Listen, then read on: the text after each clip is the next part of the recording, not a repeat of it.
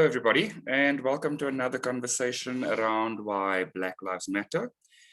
This week, the team has decided that we're going to just feel into the space of commitment and faith in terms of healing racism and healing the conversation around why Black Lives Matter, and that it's not actually a moment, it is a movement. And so it feels like when the sensationalism of the topic dies down in the media, so does the commitment.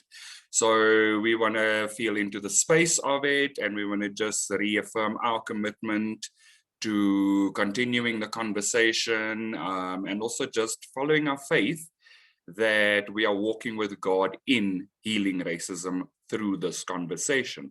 So I'm going to open it up to everybody, and we're just going to have a general chat around what that commitment feels like, what that faith feels like.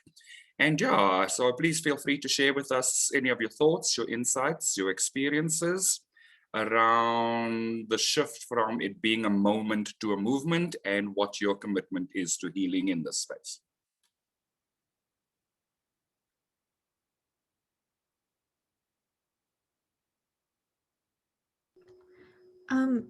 Well, I just wanted to share like what commitment means to me, and like how like we might like fall behind in commitment or faith. But like commitment is really just about like all just like choosing God, choosing love, no matter what. Like we may like have times where we like have doubts, and then that's when we might lose faith or lose commitment, when we believe that like ego is right, that we're not powerful, that we can't make a change, so let's just give up now. And you know, that I used to feel that way about like Black Lives Matter and like about racism. It's like, oh my God, this is like such a huge issue, like we'll never be able to heal it.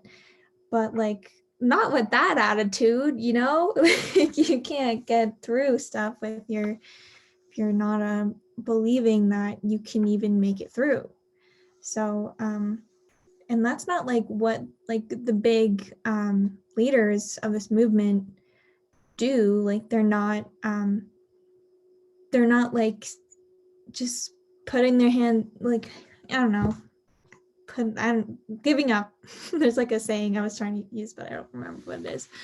But yeah, they're not giving up. They're persisting through the resistance of like persisting through the challenge, no matter what. Yeah, like I always think of like MLK, like just going for it, you know. Like they started like small numbers and then grew and grew and grew, till like, you know, they made epic changes. So you can't just give up, because that's not gonna do anything, and it doesn't feel good either.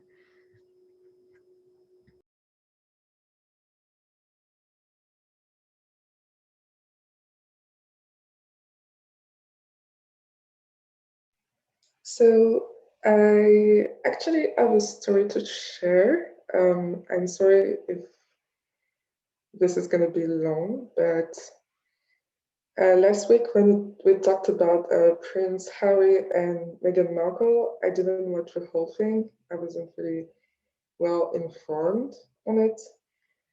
And so, yeah, this weekend I was with my group of friends, group of close friends, and we were talking about it, and it was just like, it felt like it was just reduced to, oh my gosh, they're on Oprah and talking about their problems and how they had to flee and nowhere to go, and kind of making fun of the fact that they were rich and that they could like get away with it. And it felt like at the time it was a joke, so I actually like it felt like banter between friends. But I felt this growing like unease as the time passed. And so yesterday night, I really documented myself on what really happened and what really occurred during the interview. And so I shared my feelings with them. I'm the only Black person in this group, but they're like really engaged, like left-winged, and they, I consider them as allies, um, allies to the Black Lives Matter movement. And so I shared that, like, maybe we were wrong. Like, it's not, being rich doesn't prevent you from the mental trauma of having to suffer racism all day, every day, for years, and having to be uprooted from the thing that you knew and have to flee for your safety, and the mental health issues that she probably has today as well. And so I said, like, making fun of the royal family and being a troll on the internet has participated in the fact that she's in this situation right now.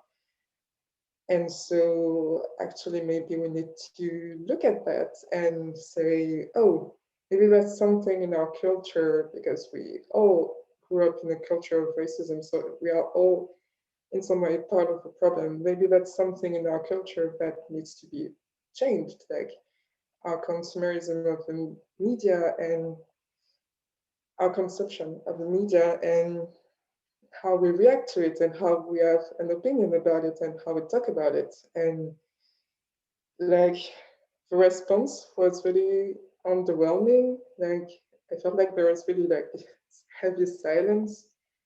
Um, like it was uncomfortable and nobody responded except someone um, like this afternoon to say that, okay, maybe like we had a little bit of banter this weekend, but like what I've seen from people in the left wing on social media is people being pretty shocked about what was said in this interview, and then he left it at that and shared a funny meme afterwards and changed the subject. So I was like, damn, like maybe as allies, we need to be more open to having uncomfortable situation and having to change, because our culture demands that we change, otherwise we are gonna always get stuck in racism. And so for me, like the commitment, I'm still a little bit upset about it, so I'm still healing, but for me the commitment is that you need to um, in addition to like going out on the streets and demonstrating and having debates about things that you feel comfortable talking about, you need to like get out of your comfort zone and really go all in what you want to see, which means you want to see change in society and you want to see the end of racism and kind of actually question, okay, is my behavior um, from love and from compassion, or is this something that I inherited from ego? And so, yeah, this is a pretty like, so I had a lot of time to reflect about what we were going to talk about today. And yeah, I can say I am pretty disappointing in my friends, like not my friends per se, but the response. And so I see, I actually see like firsthand this energy of, this is a moment for them, not a movement, because they actually can opt out of these uncomfortable discussions. Yeah, that place where you're feeling disappointment, what do you need in that space?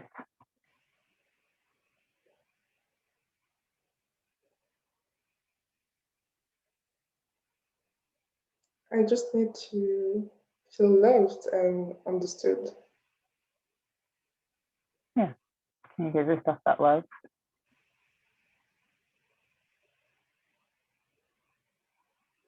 that love and compassion that she desires.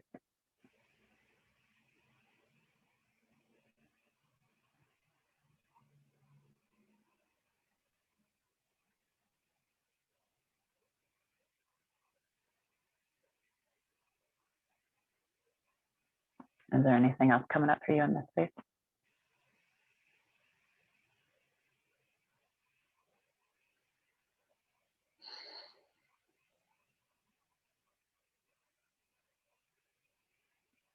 Yeah, a little bit of sadness. Yeah. What do you need here?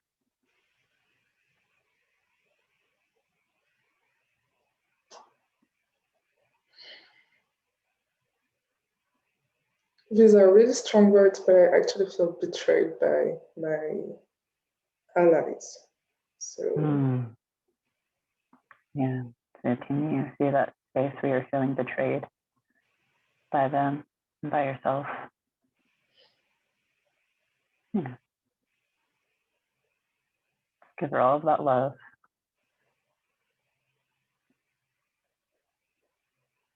Does she desire forgiveness in this space? yeah.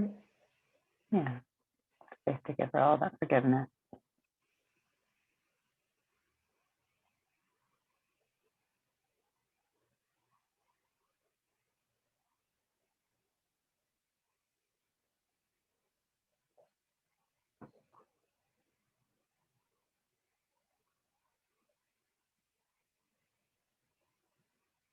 How's she feeling now?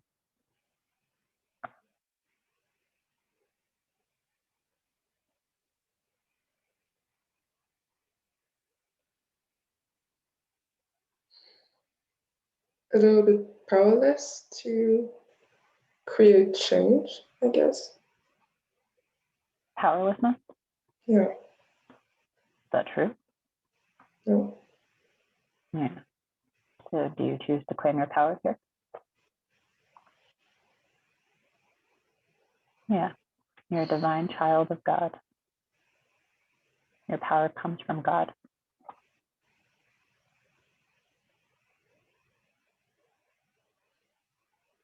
Do you choose to call on your power from God?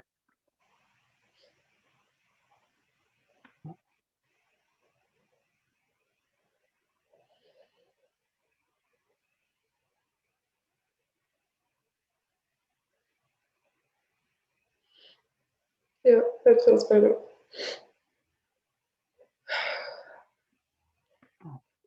I just want to, you guys know that, but I just want to reiterate that it feels good to have this safe place to talk about it openly. And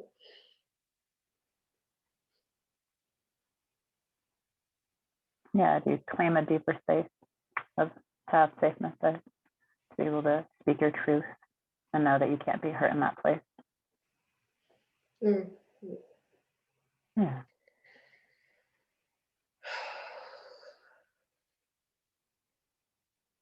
And it's always safe to speak your truth.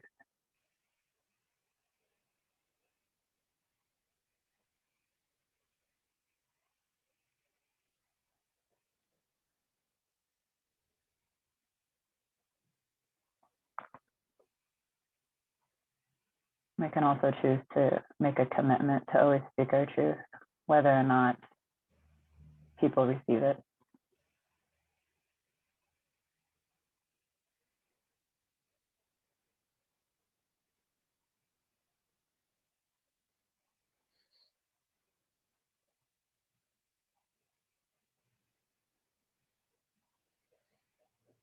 Is there anything else coming up for you in this space?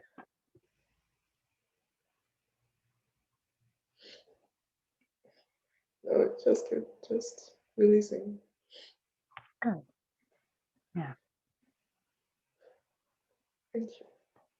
You're welcome. Do you feel complete in this space? Yeah. Allow her to hug her and integrate into you.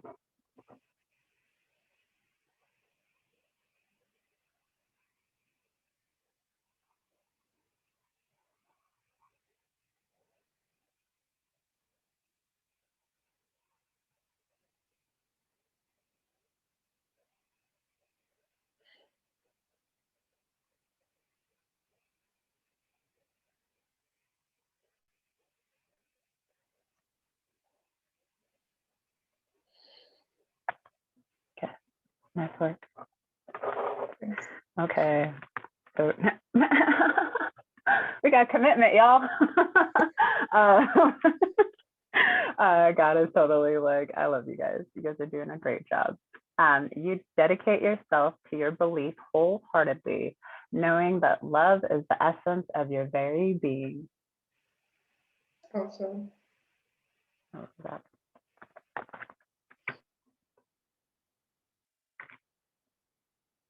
Yeah, I definitely noticed myself just recently this week. I was scrolling through Facebook, and I had maybe 2 or 3 friends of color who were posting things like Black lives still matter, don't forget that. Like even a lot of people in my life who are people of color are feeling that energy of people losing commitment or not being fully committed to healing this. But also what I've seen is there's been quite a few, so what I'm looking for, cases of especially men of color who have been killed, and their cases have kind of been like thrown to the back. There are new like officers and detectives bringing them back up to completely heal through the case and give that person the justice that they need. And so I thought that was also a really profound thing to see, that there is still healing happening. There's still things under the surface that are happening. And we're just being asked to really fully commit to this place and not half-ass it and think that like, oh, okay, things are changing, we can just give up here. But really it's being all in with God here, all in with completely healing this space, no matter how long it takes. It's just like the twin flame journey. You continue to heal and be all in. And even though you come into harmonious union with your twin flame, you don't stop the work. You continue to chop wood, carry water. And so that's really just what we're being asked to do here. And that feels really good to me, to go all in here and fully commit to the space of healing. One thing I noticed is like I'm the only white person today. The other 2 are not here because they had things come up. But I think that's kind of representing like this, like this moment, not movement kind of thing. Like, you guys have probably heard like white silence is violence. So like if you're, you know, because white people, like we get to live our lives without experiencing racism, so it doesn't really like we probably do like see it, and like probably if we become like I'm more aware of like when there's racism, so I'm able to like see that it's happening, but I don't experience it myself. So you know, like when like that's why these like this is like kind of a moment for white people. It's never a moment for Black people. And like that's what I want to heal, you know, like I don't want my Black brothers and sisters to be abandoned. So I guess I'm upset. But I'll be abandoned, I think. So Yeah, let's go into that place. Yeah, okay. You wanna, I'll walk Molly through this one. Okay. Cool. Okay, so Molly, just gotta just breathe into that space. And just let us know what that feeling is that is coming up there.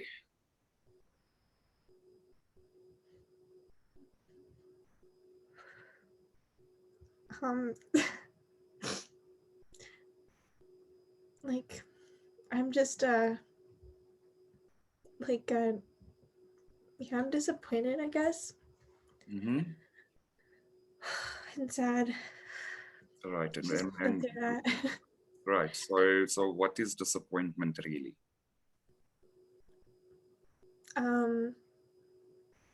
Thinking like I don't have what I have, but I do have God. So I have.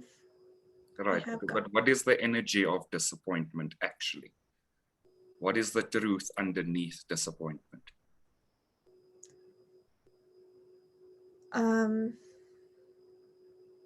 Like God's truth is like I have God. And you have God equally as much as your brothers and your sisters. And God's not going to disappoint you, and God's not going to abandon you, right? Yeah.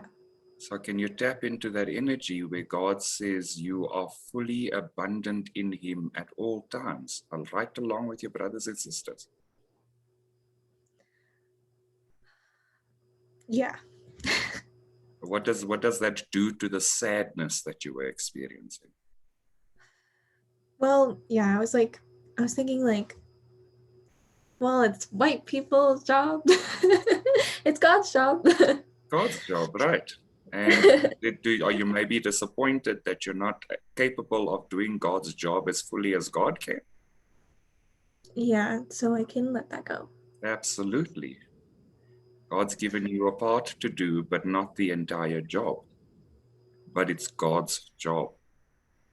And so the disappointment is that you don't feel like you can change something quickly enough or wholly enough. And actually, the change is not your responsibility. So can you Yeah. release the responsibility now? Yes. Choose to let that go. Right.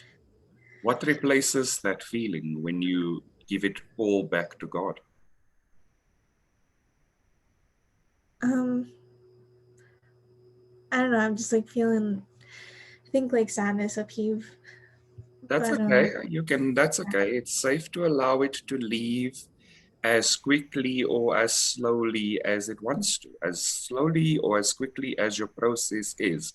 Your process is perfect for you. You can allow it to just dissipate as you allow God's love, God's responsibility, God's energy to just fill up that place. There's no rush. There never was a rush. We yeah. assume the rush because we want things to change quickly. God's plan is always perfect. God's plan for you is perfect. God's plan for your brothers and sisters is perfect, even though the illusion on the outside doesn't support the feeling of perfection immediately.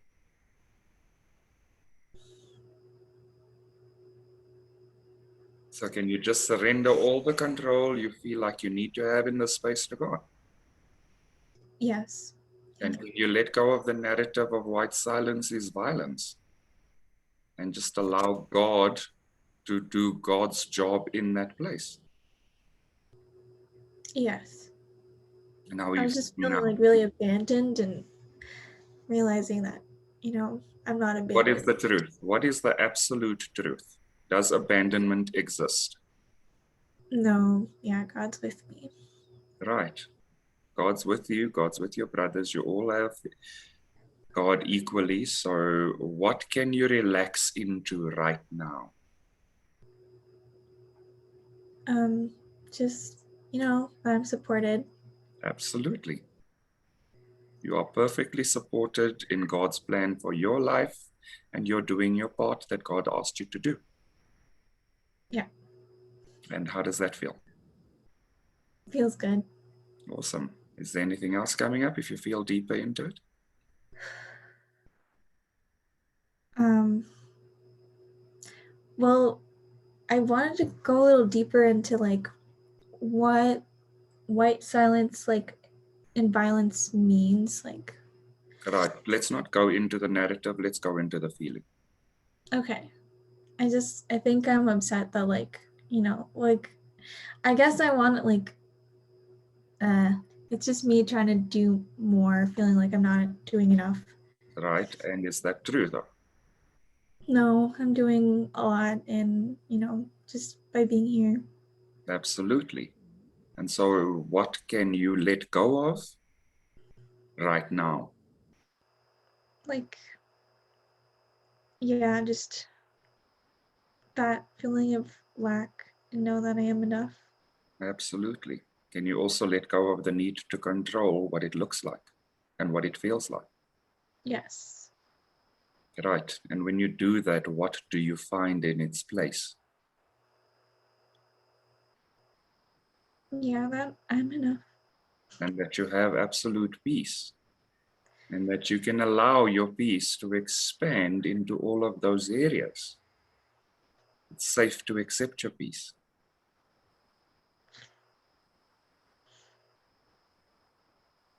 It's safe to allow God to love you perfectly in your peace.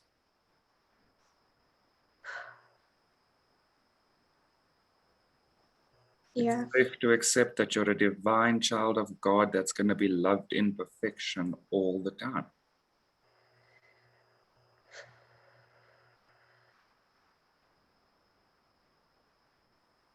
Yeah. How does that feel? It feels better. Anything else? Any other feeling that we need to work through? I feel good. I feel complete. Awesome. Would you like to just allow that loving woman and girl to just integrate and settle peacefully? Yeah. And allow the lightness that she is to shine through. You don't have to carry heaviness.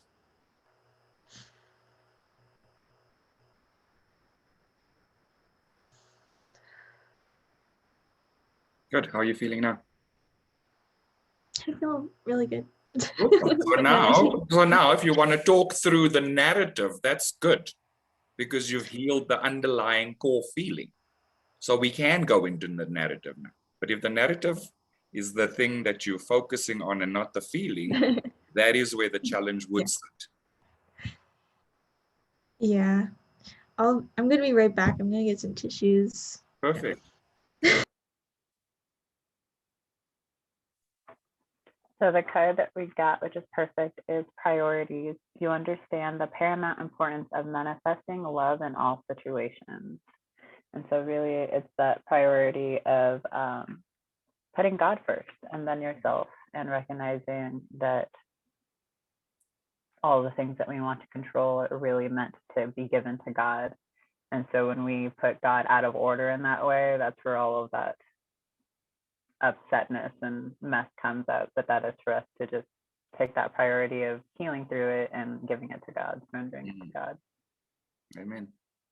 And one of the things that I've worked through in the last, like in my last coaching session with Kobe and Keely, was just also being open to receiving God's support.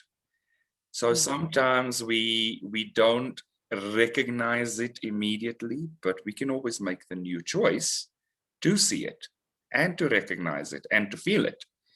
And that allows us to go into the space of being peaceful with the progress that we're making in the space of this movement. Because we all agree that it's not a once-off thing. It has never been a once-off thing.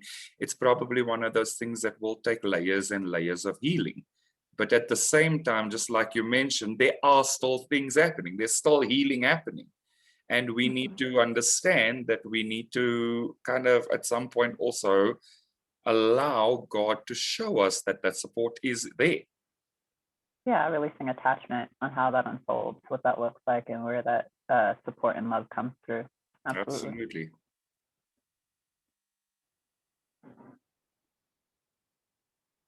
Kalita, I feel like you have something to say. I don't think I have anything to say at the moment. I observed what Marley observed. Right before we're gonna go on, I was gonna say, so Marley, you're the only white person today. So what does that mean? And so I appreciate her observing that and the healing that was able to happen.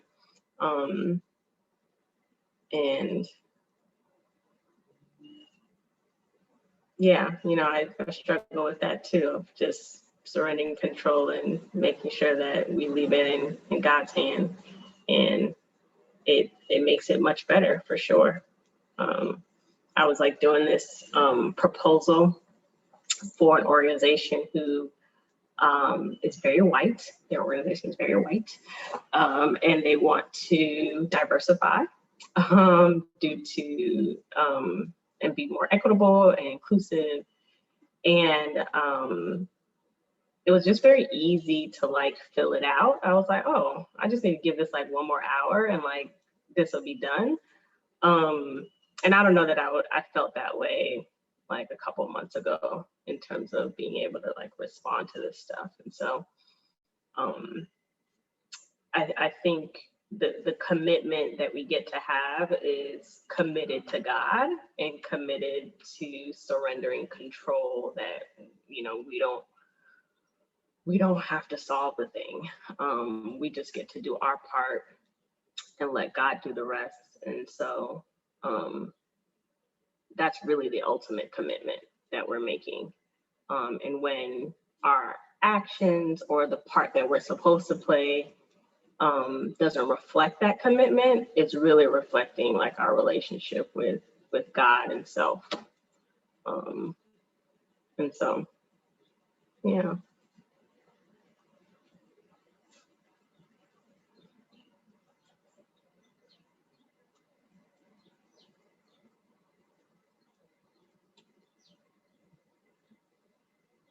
I'm gonna tag Deji.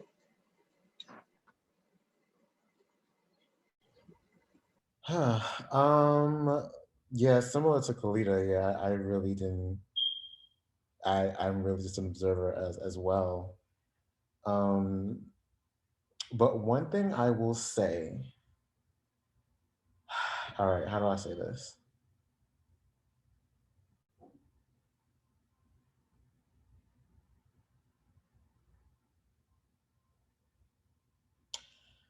When it comes to, I guess you can say how some people are saying that it's that, you know, Black Lives Matter is just, you know, a movement, but I mean, that's not my perspective. But I know that some other people may see it as that way because obviously they're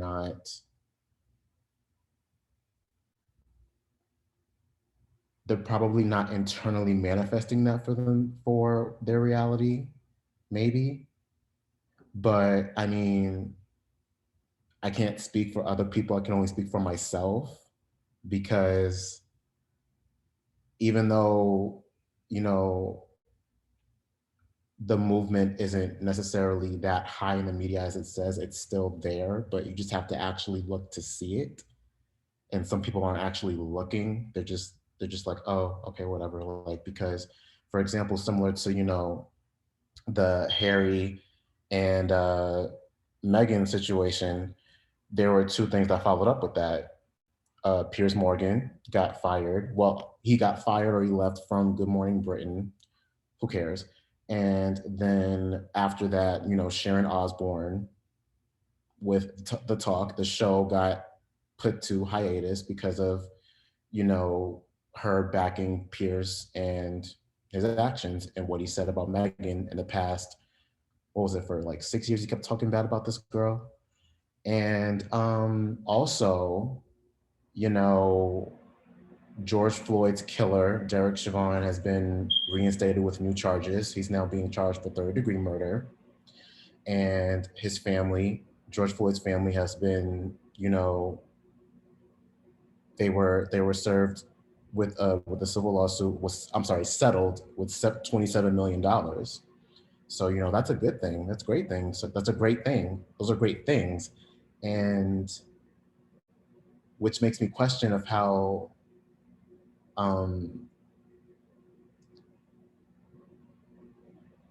some people see it as just a moment, but really, it's really still going. It's still going. It's still happening. So, I guess everyone has control of their well, it is true. Everyone does have control of their own reality. So, I mean, that's not how I see it, though.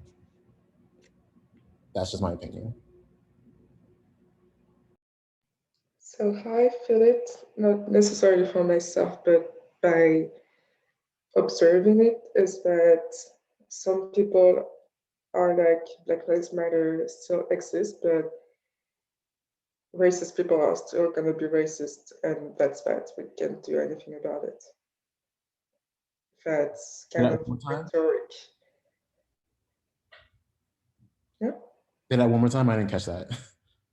So yeah, so basically what I'm observing is that some people are saying Black Lives Matter is still there, but racist people are going to be racist people anyway, and they're not going to care about it. So that's that, and we can't actually do anything. I mean, that sounds like, I mean, we're not in control of that. That's God's job. Yeah. No, I mean, like, Because that's what I've heard. Like, you know, it's like maybe mirroring the powerlessness that I felt earlier, but okay. I don't know. What do you feel about it? I mean, we can't control anyone else's actions. I mean, I feel that we just have to release control in this place because it's God's job at the end of the day. Oh, and plus there's another thing that happened. I don't know if you guys are aware of that show series called The Bachelor. Do you guys know about that? So you guys know that, you know, the recent Bachelor in the series was a Black man. His name is Matt James, and turns out the girl that he picked in the end of the show has a past of her doing, you know, racist actions. You know, her and her friends. Please tell me some of you know about this. Okay, only Kalita. All right. Okay, so I'll incite some of you. Okay, so the thing is, this girl has a past where her and her friends dressed up in old, it was antebellum clothing. And if you guys are familiar with the movie Antebellum with Janelle Monáe, you know what antebellum time era was about. Yeah, so pretty much it's all over the internet. And as soon as the show found this out, the host of the show is the host of that reunion special was the guy who does the YouTube show that we talked about, Uncomfortable Conversations with a Black Man. Emmanuel was the host, because they switched out the host because the host originally, I forgot his name, the original host, who was a white man, backed up Rachel, the girl. Chris Harrison. Yes, the racist girl backed her up. So ABC switched this guy out and gave Emmanuel the hosting spot. And they spoke about it on live television, and he pretty much broke up with her on live television for doing what she did. And he was saying, "Oh, maybe you should take racist courses, some shit like that." But like, come on, she don't give a fuck. She probably don't give a fuck, maybe, or no, I don't know. But yeah, he broke up with her on live television, and everyone was really bashing Matt over the past few months because he chose this girl. We already knew he was going to choose her, but yeah, it got blown up in her face, and yeah, we couldn't do anything about it. So yeah, at the end of the day, we just got to release control and let people do what they do. They're going to learn sooner or later, whenever they do. But hey. Was she defending her behavior?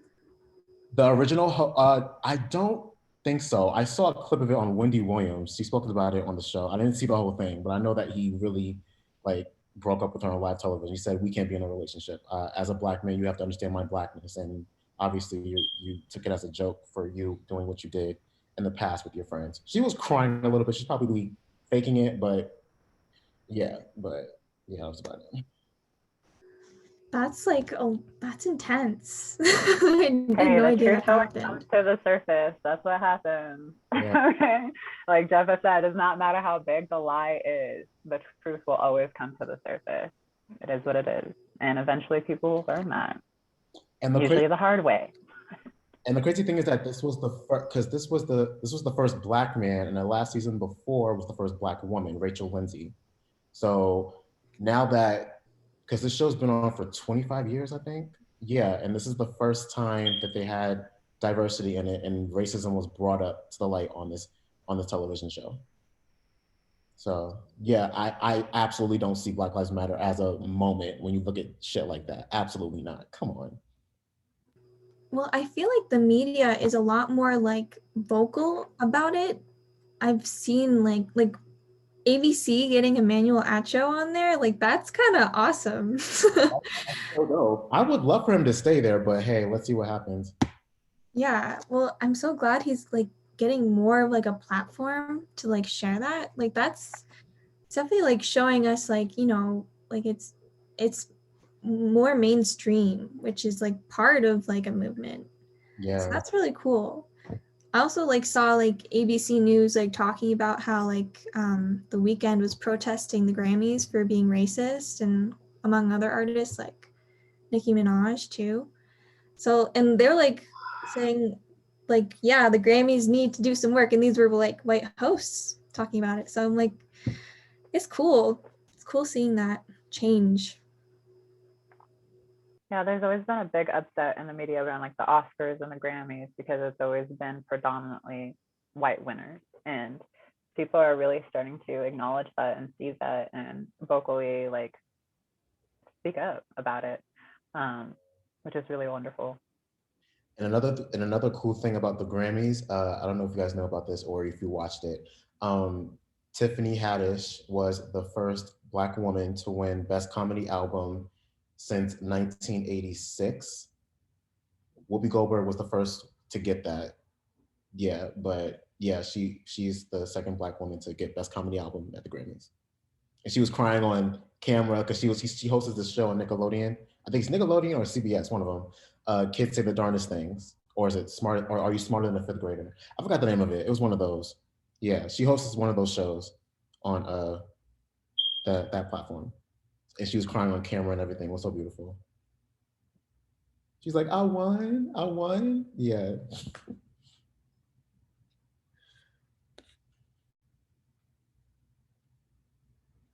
Yeah, so the card that we have, which goes great with commitment and priorities, is loyalty. Your reliability demonstrates your loving sense of devotion and consistency of being. So just being completely loyal to this work, loyal to love.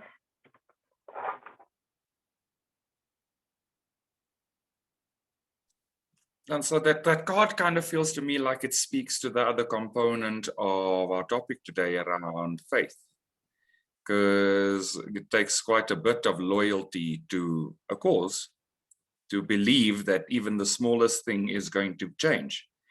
And I think one of the biggest lessons that I've probably learned in my life is some of the things that I've learned through the Bible, like things like, you have to have the faith of a mustard seed. And I mean, like, if you've ever seen a mustard seed, it's probably smaller than the ballpoint of a pen kind of thing. And so I think it is important. I think one of the things that we've kind of consistently touched on is it's God's job. But we kind of have to have faith and trust that God is going to do God's job. It's that situation of lay something down at the foot of the cross and don't go and pick it up again. Like, actually, you say, have it, God, I surrender. And then you turn around and you go and fetch it and you try and shift it a little bit. And then you surrender and you go and fetch it a little bit and you try and shift it again. And the fact of the matter is, in that instance, we are not actually being compassionate with ourselves either, because one, we don't know how to do God's job.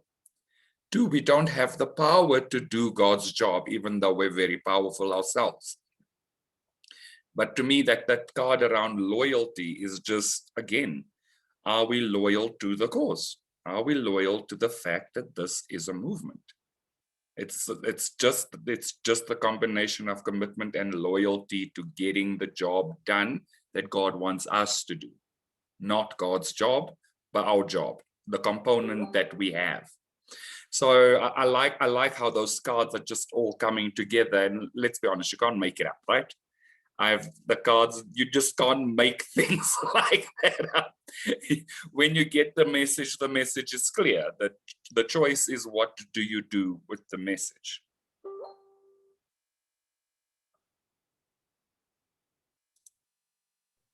Something else that I want to share is that question of like, and I think Ray or even Grandel mentioned it in the past, like, are we in it for the for the drama of it, for its mediatization, or are we loyal to the real cause, like the core of change and healing?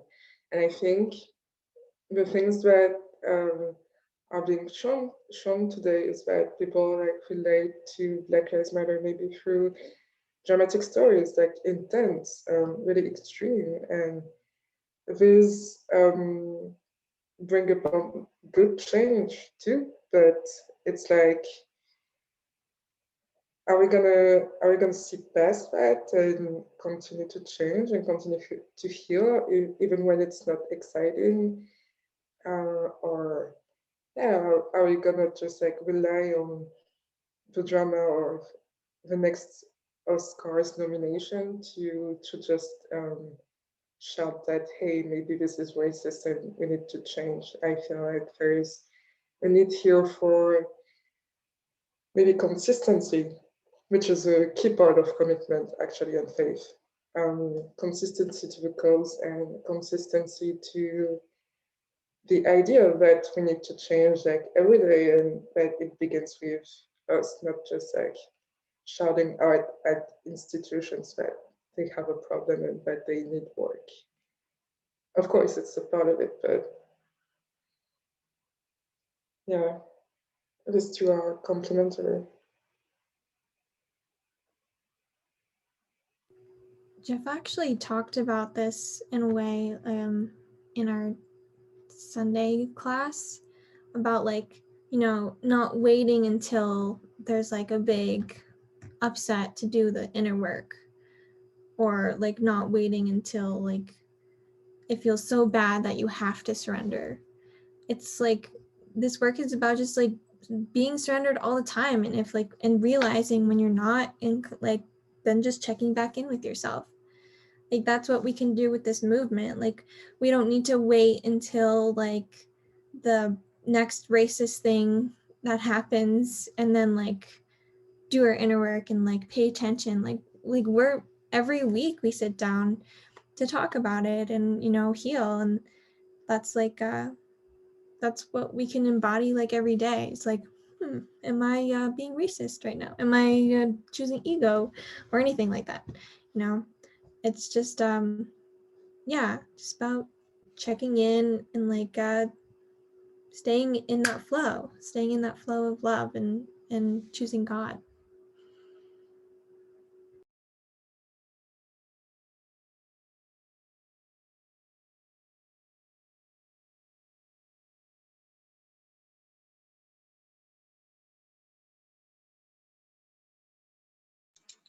I love what you said, Granville, with leave it at the foot of the cross and like don't pick it up, right? And something that I've been something that I have been processing this last week and like is going to continue to process is this concept of faith and trust. And that they're like two different things, right? And if you ask anyone or ask myself, like my faith is like on another level. Like I'm here for faith. Got it. Trust, it ain't on the same level if I'm being like honest. And so it's a combination of both that pleases. It's like, yes, you only need a mustard seed of faith, but that trust component is vitally important, you know, and just trusting that God will do what he said he will do, and that people will say what they say they will do, and, you know, just you will say what you will do what you say you will do. Just what that trust component can really bring to the faith of believing and surrendering to God. And so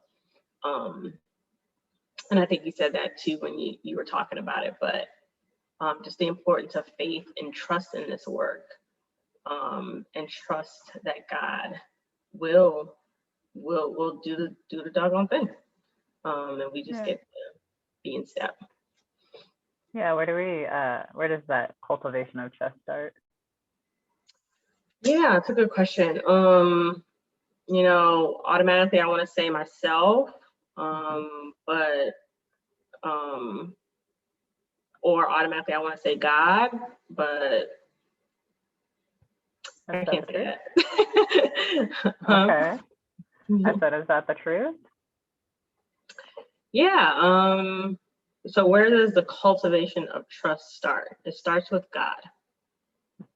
And within yourself, yeah. Yeah.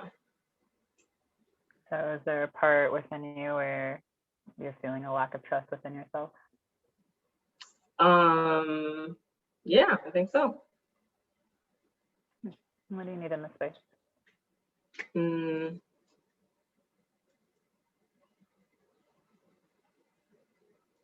I think traditionally I would say to trust God, right? But it's like obviously not that, or not just let's that. go into the feeling and not just like traditional, what we should traditionally give ourselves. Like there's a feeling here. Yeah. There's an avoidance here. So let's go into that.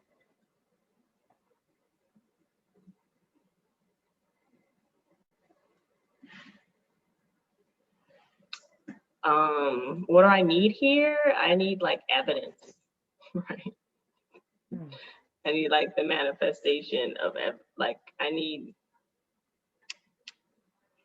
desire like evidence essentially.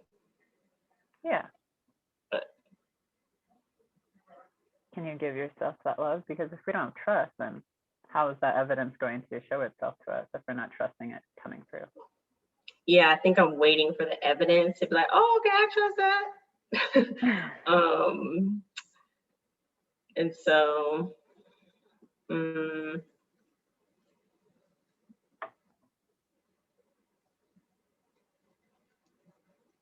what is the true evidence?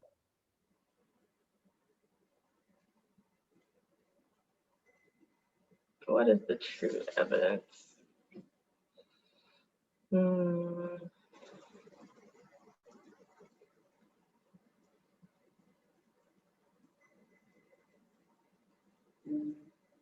I mean, love is what's coming to mind, but I don't know that. Love? Yeah. Yeah. Like love of self, love of God. Love is real. Yeah. So do you want to let go of everything that tells you that love isn't real? It's the only evidence that you need. Yeah, I choose to do that. Is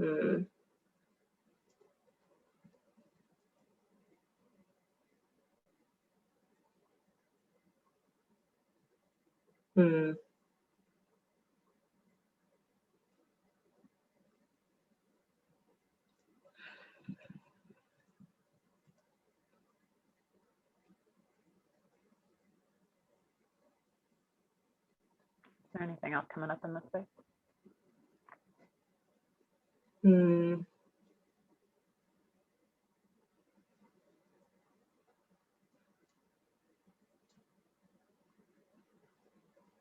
There is. I just don't know what it is. You choose to surrender to feel your feelings here. Good.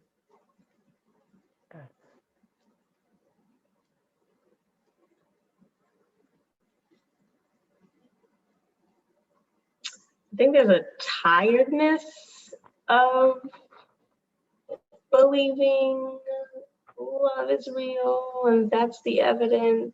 There's a weariness. Yeah. So your inner child is like, I don't believe that, or I don't trust that God's going to love me here. And so your inner child's like, well, I don't trust that you're going to love me here. Or are you going to give me the evidence that you love me by just being present with me and loving me in this way? Yeah.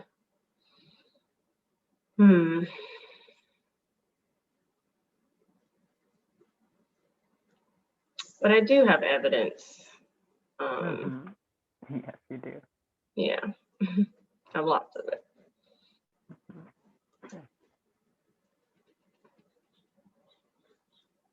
And so what if I have to keep waiting? Yeah, God will give you everything that you need in the perfect time. Right. Hashtag get over it. And yeah. Yeah. So is it safe to trust love in this place? It is safe to trust God here in this place.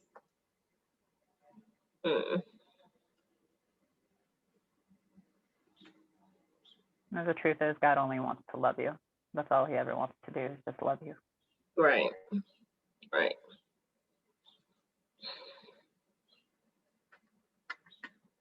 How are you feeling now? We're not gonna.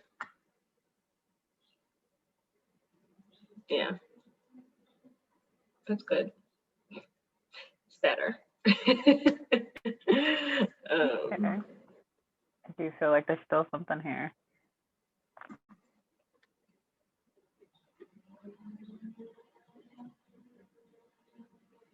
Yeah, I mean, it still goes back to like, yeah, God, all you want to do is love me. Why can't we just go ahead and get that evidence and like make that happen? But yeah. Okay. So I'm upset with God because I feel like he's withholding. okay. So I'm upset with myself because I feel that I'm withholding. Mm-hmm. So can you see that part of yourself where you're withholding love from yourself? I don't know if it's love, but we can land there. So then what are you withholding from yourself? I don't know. Someone the other day was like, "You're withholding." More in the context of like skills and like whatever. But I'm also processing like the fact that my power and other people's power can coexist in the same space. Yeah, where does everyone's power come from? God. Mm-hmm. Yeah. And so that feeling of withholding, what do you need in this space? Do you choose to continue to withhold from yourself, or do you choose to give to yourself? Yeah, no, I choose to make a new choice. Okay. Not to withhold. Give yourself all the love that you desire. Yeah.